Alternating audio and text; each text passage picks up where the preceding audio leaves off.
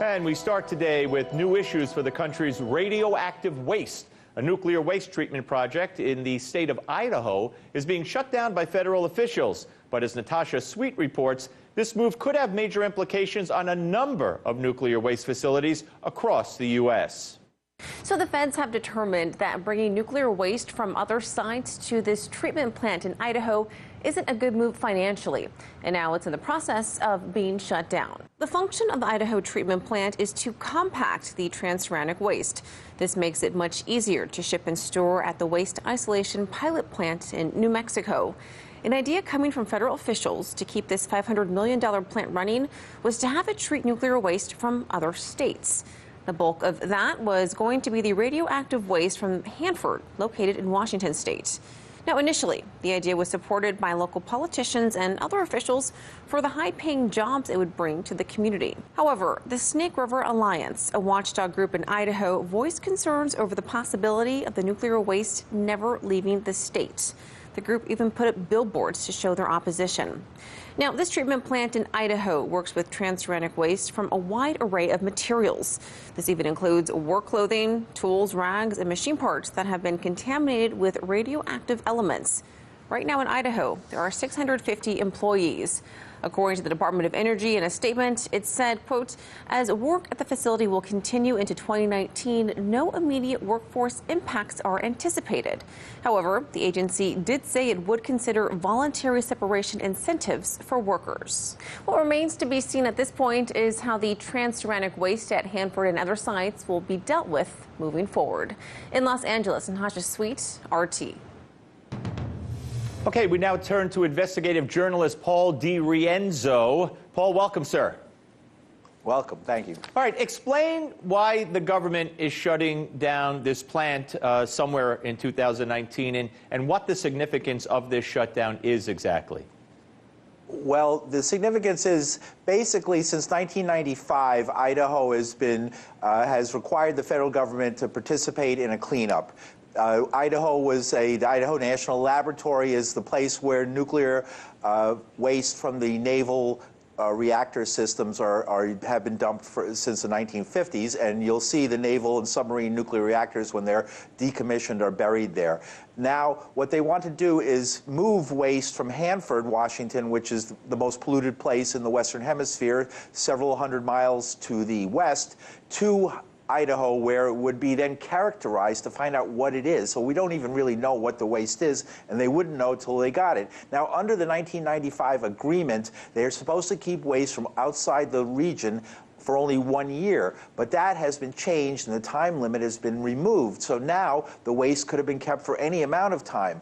And there's tremendous fear because the possibility of places being turned into permanent waste nuclear waste dumps is very high in people's thinking and very high in their mind. The possibility that a place that is temporarily allowed to accept waste becoming automatically a permanent waste storage facility because they just don't move it out. As they said, agreements don't drive trucks. Okay, well, and the trucks are how they move. Right, but the U.S. Department of Energy says that the shutdown is due to economic reasons, that it's not economically feasible to bring in radioactive waste from other states. So how many kinds of these plants exist around the U.S.?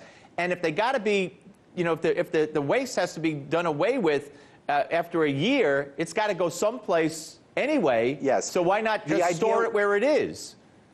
Right, that's what they don't want to do. That's what the public doesn't want to have happen. Where the waste goes is supposed to be, transuranic waste is supposed to go to the waste isolation pilot plant in southeastern New Mexico.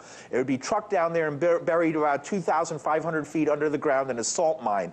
That salt mine has already had tremendous accidents. There was a drum of waste from Los Alamos that was improperly packed and exploded, and that contaminated the waste. Even recently, there have been contaminations there. Los Alamos was really messing up and doing a really bad job of packing the waste, and the waste was improperly stored, and it led to self-ignited explosions underground, closing the waste isolation plant for several years. Now it has been reopened, and they're looking for waste to bring down there. The thing is, there's a lot of commercial companies that want to get involved in this, and the Congress does not allow nuclear waste to be stored anywhere except the waste isolation plant. That's in the law. This is a way around the law to violate the law.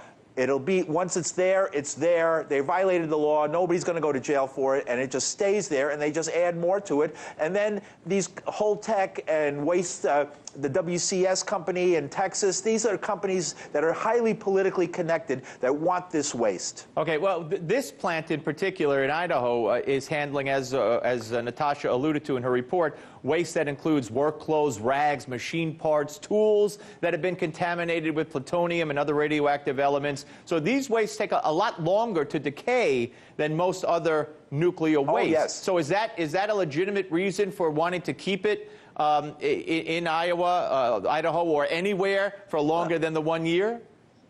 The whole idea of characterizing waste is politically charged. The reason they created terms like low-level and high-level and transuranic waste is to get around regulations and to get around people's opposition to it. Waste is waste, and it's all bad. Transuranic waste, TRU, plutonium, and things like that tend to get more radioactive with time, so they would actually be 1,000 years from now even more dangerous. But mostly, it's just the government came up with these terminologies just to obfuscate the problem. All right, the Energy Department says that this plant is a success. It's been a success, and before the cleanup began, Idaho had the largest stockpile of this kind of waste of any facility. What do you say? They've sent over 6,000 shipments already to the waste isolation pilot plant in New Mexico, and the WIP is filling up. It doesn't have statutorily, it can only hold so much, and it's already coming up to its limit. And they want to put a lot more things down there. They haven't even began. In 2024, they're going to begin storing actual nuclear fuel, plutonium, nuclear bomb fuel, excess nuclear bomb fuel down there, and there's laws that say they can't do that, and they want to get around those laws. And the Trump administration has been very cooperative with getting around these regulations. All right, interesting conversation. I thank you very much. Thank you. All right, my pleasure.